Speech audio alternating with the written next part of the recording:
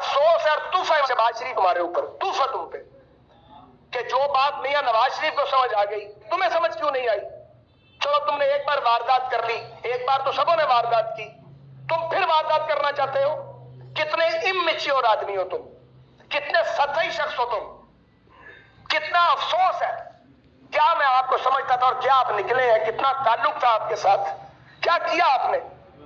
झूठ ही झूठ, झूठ ही झूठ, झूठ ही झूठ, गंद ही गंद, इतना गंद कि पाकिस्तान की सियासी क़यादतों के साथ आखिर क्या मसला है। ये क्यों अपनी जमातों को मुनज़्ज़म नहीं करते।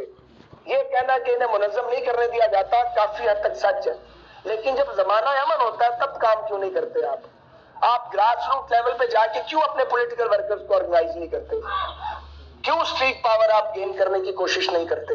और जब फिर लड़ाई होती है तो चंद सौ लोग होते हैं वो मरने के लिए और जेलें काटने के लिए, चंद दर्जन रह जाते हैं, बाकी वोट मिलते हैं हमें करोड़ों की शक्ल में।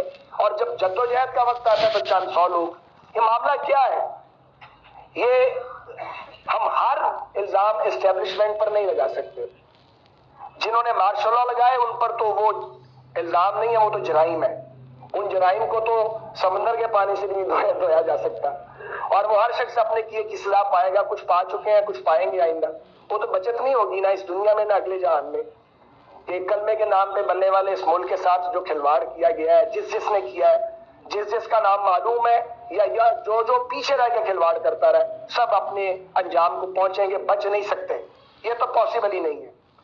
लेकिन मेरा जो सवाल है वो पाकिस्तान की तमाम सियासी जमातों के साथ है कि इनके साथ मसला क्या है। कितनी इन्होंने ठोकरें खानी है, कितने तजर्बात और करने हैं इन्होंने। एक अवेलेबल होता है, वो बात समझता है तो दूसरा कंधा पेश कर देता है, दूसरा बात समझता है तो एक और पैदा हो जाता है, वो अपना कंधा पेश कर देता है। फिर हम एक दूसरे को खूब गालियां देते हैं, घूंसे मारते हैं, एक दूसरे को अड़ंगे देते हैं। किसी एक सियासी जमात ने अपने अंदर जमहूरी अमल जो है उसको जिंदा और कबिंदा नहीं रखा जैसा रहना चाहिए।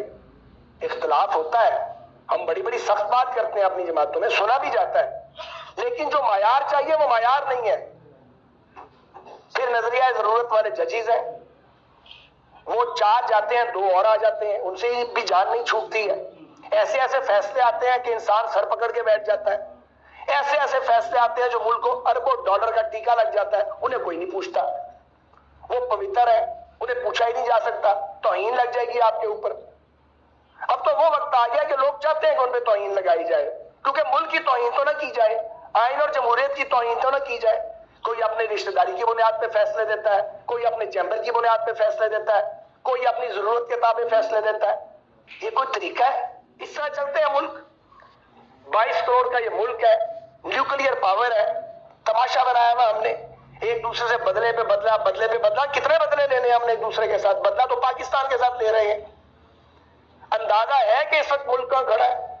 हम अपने घर छोड़ आए पार, हम हाजिर होके आए, सब कुछ छोड़ आए।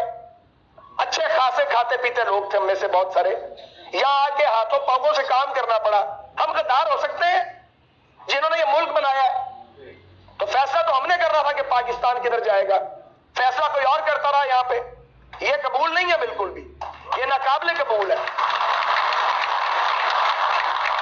और अफसोस है और तूफा है शहबाज शरीफ तुम्हारे ऊपर, तूफा तुम पे कि जो बात मियां नवाज शरीफ को समझ आ गई तुम्हें समझ क्यों नहीं आई। चलो तुमने एक बार वारदात कर ली, एक बार तो सबों ने वारदात की, तुम फिर वारदात करना चाहते हो। कितने इमेच्योर आदमी हो तुम, कितने सतही शख्स हो तुम, कितना अफसोस है। क्या मैं आपको समझता था और क्या आप निकले हैं, कितना ताल्लुक था आपके साथ, क्या किया आपने।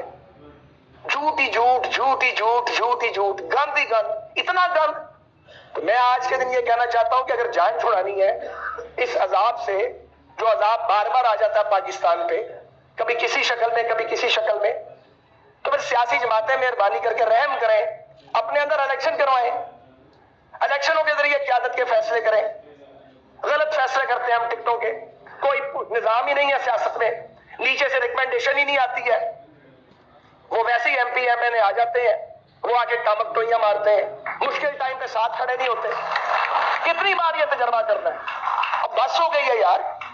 जवान जो जहान थे, टीनेजर थे जब आए थे, मैं 60 साल क्रॉस कर गया हूं, अभी भी नहीं बोलना तो कब बोलना है? कब्र में जाके बोलेंगे, बोलना पड़ेगा।